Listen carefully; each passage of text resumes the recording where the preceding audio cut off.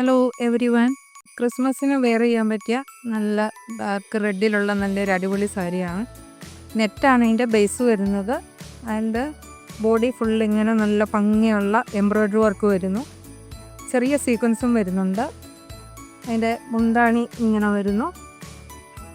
നിറയെ നല്ല വർക്കുമായിട്ട്, നല്ല തിക്ക് വർക്കുമായിട്ട്, റിച്ച് ആയിട്ടുള്ളൊരു പല്ലു.